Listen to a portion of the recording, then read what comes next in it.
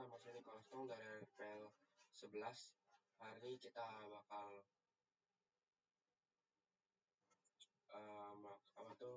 mengkoreksi buku basis data untuk quiz 3 dari Pak E. Mari kita mulai. Jadi yang pertama adalah ketika mendesain struktur tabel siswa atau basis data sekolah domain, nama yang pasti adalah komposisi huruf abjad dari A sampai Z. Tentu pasti nama dari A sampai Z, tidak mungkin ada nomor atau apa saja. Next, kita ke soal dulu. Pada tabel siswa, tipe data yang tepat komparatif beralamat keluaran kacamata di dalam kotak adalah varchar-varcharnya adalah dipayang dari variabel karakter, di mana variabel karakter ini memiliki tidak terbatas ya, atau misalkan selanjutnya ketiga, pemilihan tipe data yang paling sesuai untuk atribut jenis kelamin pada tabel siswa adalah char. Char ini adalah karakter, beda dengan varchar. Kalau char ini bisa mempunyai batasan ketika jenis kelamin ada laki-laki dan perempuan, pasti ada batasannya. Oke, next. Nomor 4, jika di basis data sekolah terdapat tabel guru atribut dan domain yang dapat diatur menggunakan constraint check-in adalah yaitu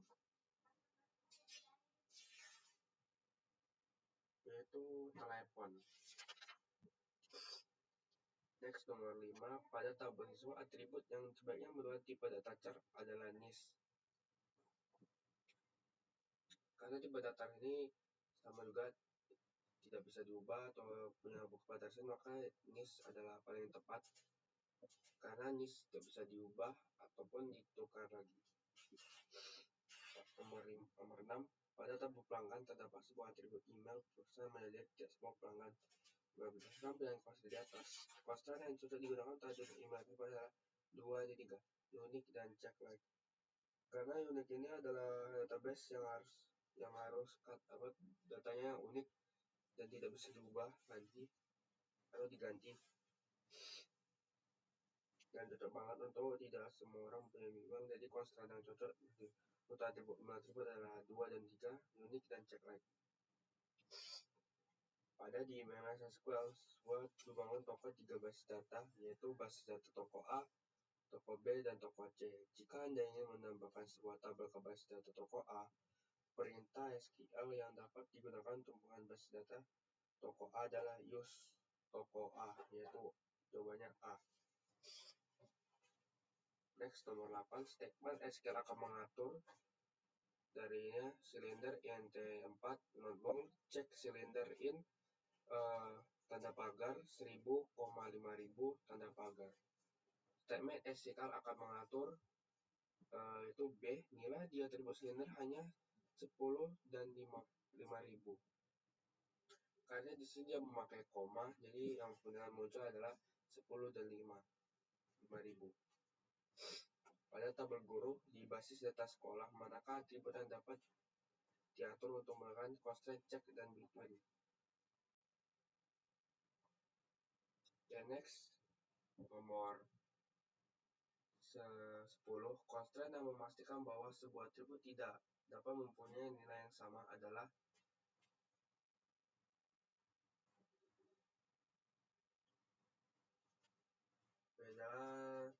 unique, karena dia harus berupa unik database-nya dan tidak punya nilai yang sama juga karena dia harus unik.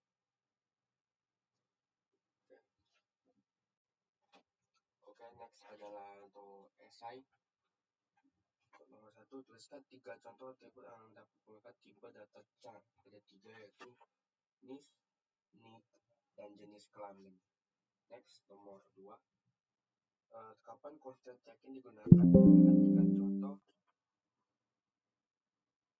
atribut yang dapat menggunakan constraint tersebut.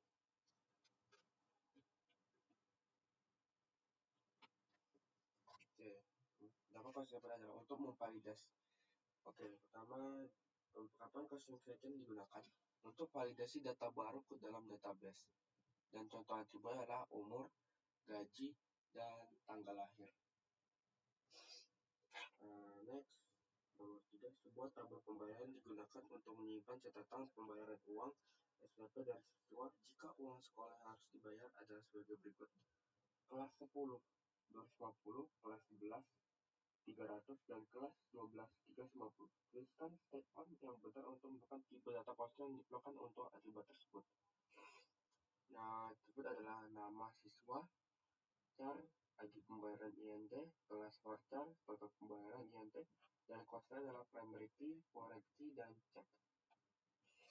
Oke, nomor 4, tentukanlah domain dan tipe data dan kosnya yang sesuai untuk tabel pegawai tersebut, yaitu ID pegawai INT, nama lengkap varchar, jenis kelamin varchar atau enum, tempat lahir varchar, tanggal lahir INT, pendidikan varchar, alamat varchar, kota varchar, telepon varchar, email varchar, constraint, dan constraint adalah primary key dan check. Nomor 5, saya bisa tunjukkan ke navigat karena navigat saya error, jadi saya akan membacakannya saja untuk kode DDL untuk ubah struktur tabel pegawai pada soal nomor 4 ya.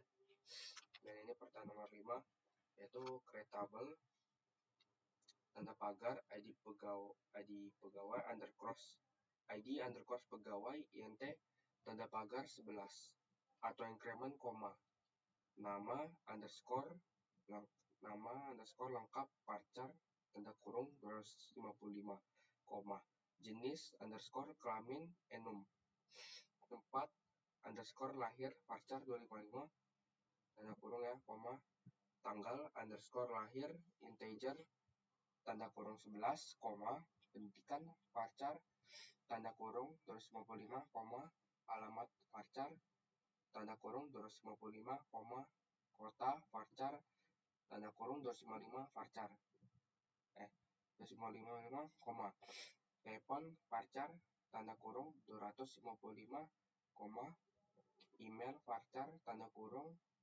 255, koma, primary key,